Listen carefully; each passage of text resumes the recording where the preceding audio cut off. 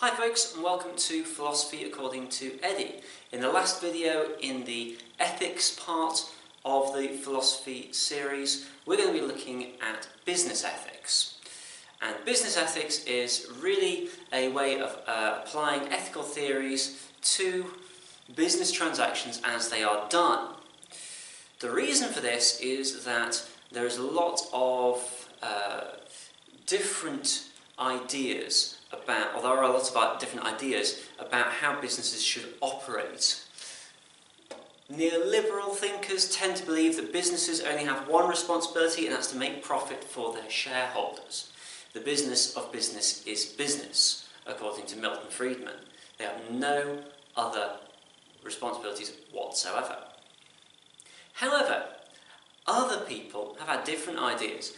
Social reformers of the past have believed that actually social conditions for the poor in particular have been so dreadful as a result of exploitation through business that businesses do have a duty to be socially moral. They need to make investments. They need to protect their workers. Seabohm Rowntree was a great social reformer, provided lots of good care for his workers, although Nestle, which took over Rowntree's, has been in trouble for unethical practices regarding baby milk.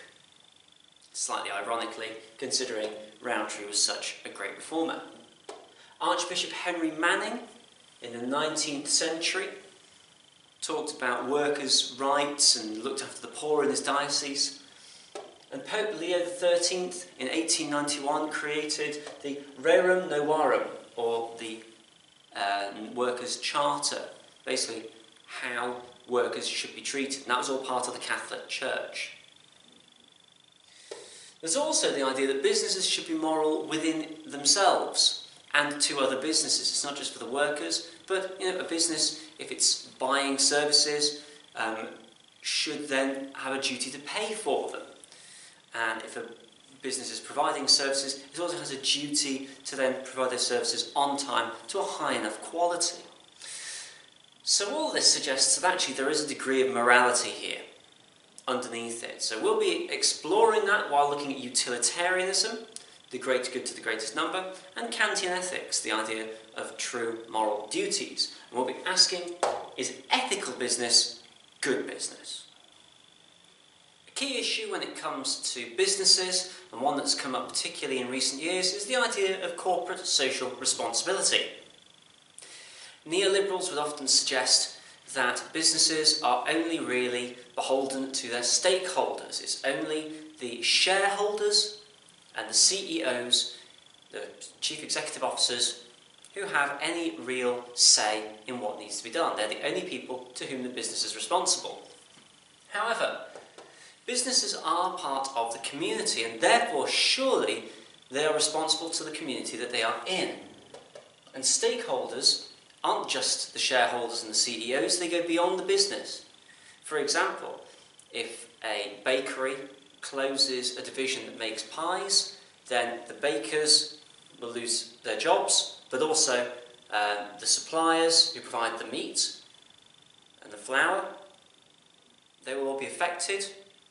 The families of the workers and the local economy will be affected if the workers aren't then spending the money that they would have earned. So it does go beyond the business itself, others have suggested.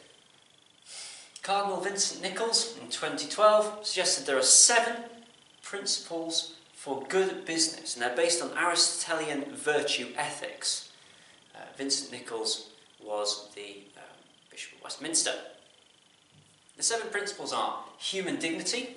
People should be treated as an end in themselves and not a means, very much like Kant's second categorical imperative form. Common good. This is the idea that a business should be looking for good in society in general, the greater good, so very utilitarian. Solidarity. This is the suggestion that businesses should be looking out not only for themselves, but for others in the community and for other smaller businesses. They should all look after each other, again creating the greatest good. And, in a sense, slightly Kantian, from the first form of the categorical imperative, act in a way that all of society would, you would want all of society to act. Solidarity is an interesting one, but subsidiarity is more nuanced. Subsidiarity is the idea that decisions should be made at the lowest possible level to be efficient. So, for example, in a village, it might be decided that a new wind turbine was going to be built, and that's the lowest level that you can ask at for it to be efficient. If you were to ask every village to create its own foreign policy, that would be ridiculous. So you go to the lowest level that is practical, rather than involving the biggest government. And again, that's really more of a utilitarian approach, greater good to the greatest number, and avoiding inefficiency.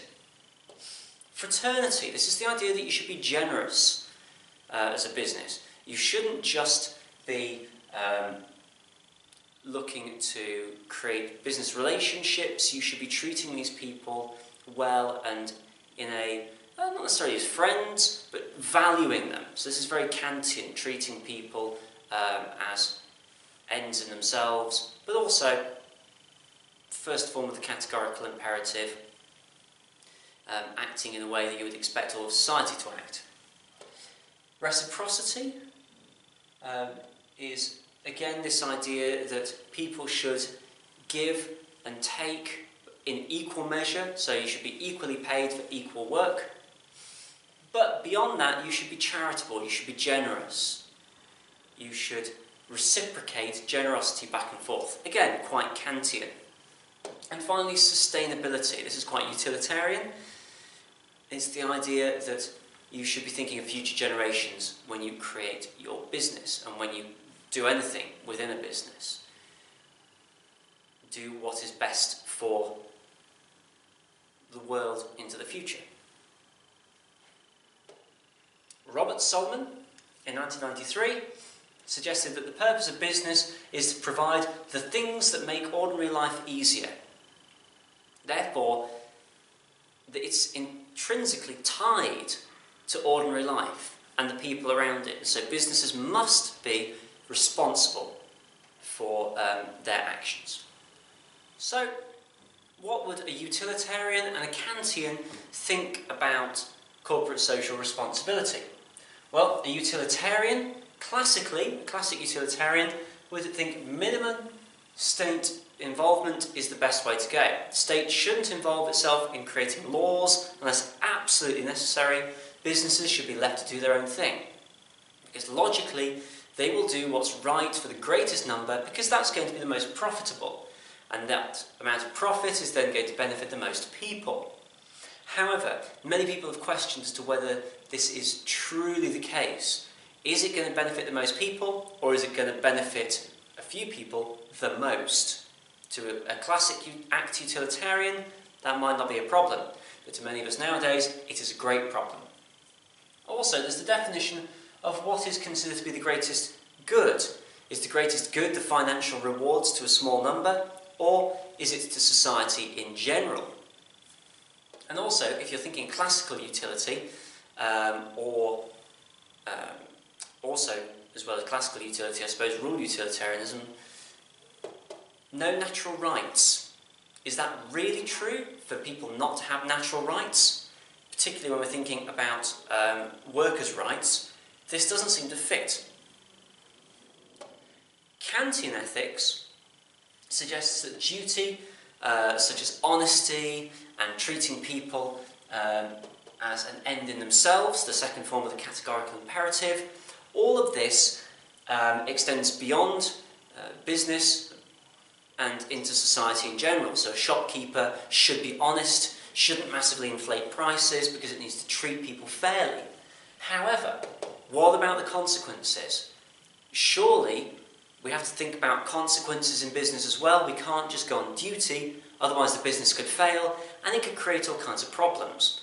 Now, Kantian, of course, isn't worried about the consequences, but surely businesses are, because they're always thinking about consequences. Perform action, create profit. So there is a bit of debate within each ethical theory. The Ford Pinto, a car in the United States in the 1970s, is a classic example of a utilitarian calculation that turned out very bad for the company in the end.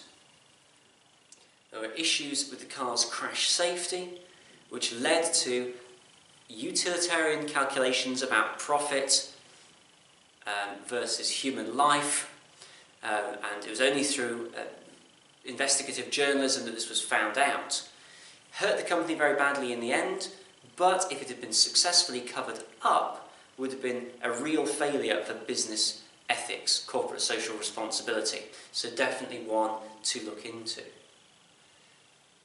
Another issue that comes up in ethical terms is that of whistleblowing. The idea that if you find out that your company is doing something wrong, something immoral, you should alert the authorities, blow the whistle, as it were, to attract attention to it. However, this is not always easy.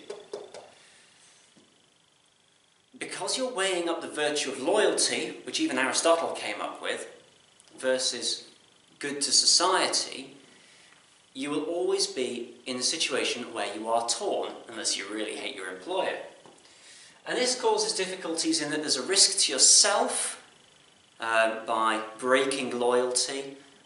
You may lose your job, you may be stigmatised by your fellow workers, you may end up harming other people, which could cause resentment. But also there's the idea of cultures of loyalty, from being in a team and wanting to help the people that you're with, all the way up to mafia organisations which are based on loyalty, through even further to groups like the Nazis with the SS, totalitarian regimes where people wouldn't inform because they were loyal to the regime and feared the consequences. So what do? Your company's doing something wrong. Do you blow the whistle? Do you not? Now, whistleblowing has become quite common in the cases of care homes and hospitals, where it seems that there's been malpractice. So let's have a look at what a Kantian or a utilitarian would think. A Kantian would suggest that you've got a duty of truth, so you should blow the whistle. You've got to tell the truth, you've got to be honest, you've got to alert people, and ignore the consequences. But that's very much easier said than done. A utilitarian would suggest that you have to make a judgment about the greater good. Do you really need to blow the whistle? Are they breaking a couple of rules that won't really matter? But what harm could be caused? There are many circumstances where what seemed to be only a minor issue blew up into something much greater. Take Volkswagen, for example, with its emissions test falsification. It seemed that no matter what the company says about only a small number of individuals being responsible, everyone must have been in on it, and nobody blew the whistle. There's therefore also the question for the Kantian about truth or loyalty. Which is your greater duty? Your duty to be honest or your duty to be loyal? These are difficult questions to answer, and of course, being two very different approaches ethically could result in very different outcomes. The issue of globalization is a very important one. We're now living in a world where global connections of finance, flows of people, flows of goods are deepening and becoming quicker. And this means that you've got transnational corporations, TNCs, which are massively powerful, span the world. They have global markets, so they're selling across the globe, but they also have global suppliers, global consumers, and also global workers. However, it tends to be that the global workers are a small number in the most developed countries who are earning massive profits. I mean, these countries are into the billions and trillions. So these companies are into billions and trillions of dollars profit. But then the workers at the bottom, who are very, very poor, are in the least developed countries. The problem is, a lot of these companies are more powerful than governments. Because they span various different countries, there's no one law that applies. They can do what they want if the countries laws allow them to, or they can exploit different loopholes in laws. They may even be neo-colonial, essentially taking over in the same way that the British Empire or other empires did, and all but enslaving a population. This allows them to get away with damaging the environment, damaging society, all in the name of creating profit. However, it also provides us with the culture of mass consumption, the cheap goods, the cheap food that we desire. So, what do? If you're a Kantian, you'd say, do not exploit these people. Do not buy into this system, because it is unethical. In that case, you lose all your benefits. Utilitarianism takes two paths here. Path number one, the classic utilitarian, the act utilitarian would say, well, it depends on the greatest good, and the greatest good probably means exploiting a small number so that everyone can have an iPhone. So that does have problems because it is suggesting that you're actually allowing harm. A preference utilitarian, like Peter Singer though, would suggest we cannot privilege ourselves and our own pleasure over other people's. So if people are being harmed, regardless of where they are, we need to take steps to do what we would prefer to do, which is for people not to be harmed. And therefore we need to buy ethical goods, make ethical decisions. But of course, again, that could harm our culture of mass consumption. Although, of course, whether that is a problem in itself is a different matter. The final question really, therefore, is good ethics good for business? Traditionally, good ethical businesses have been seen as quite niche, whereas the big businesses who make the money are the ones who just go ahead and consider business for its own sake. But this isn't necessarily the truth. An ethical business may be best for profits. They can charge more because people will know that it's coming from a good place and that the work is being treated well.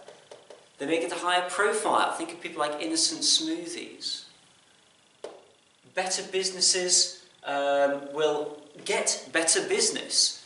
So a better business will do better business with other businesses, and they'll get a good social reputation. So not only will other businesses want to do business with them, but people will want to buy their goods.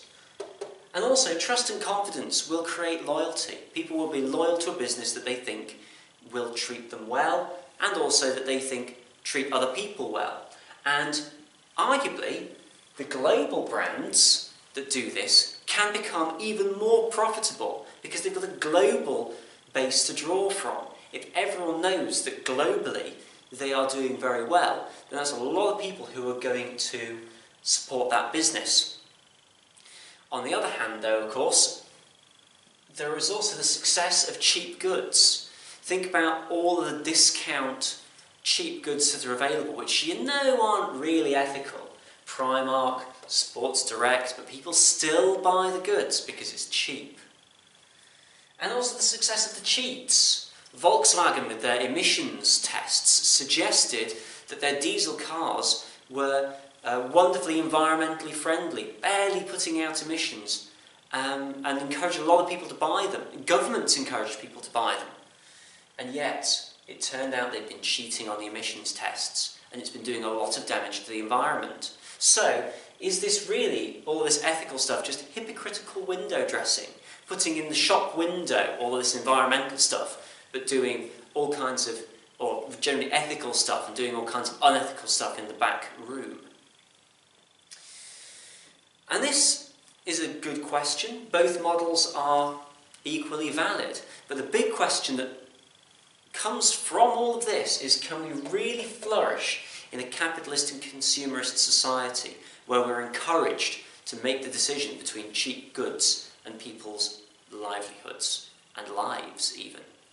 So today we've looked at business ethics, we've looked at the utilitarian and the Kantian approach to ethical business. We've also considered whether business truly can be ethical, how ethical can it be, and what is meant by terms such as corporate social responsibility, whistleblowing, how globalization affects ethics, and whether good business is ethical business. So hopefully from this you'll be able to draw on those theories, draw on examples, and get a good idea for business ethics as an applied topic. If you've got any questions, let me know. Otherwise, thanks for watching. See you next time.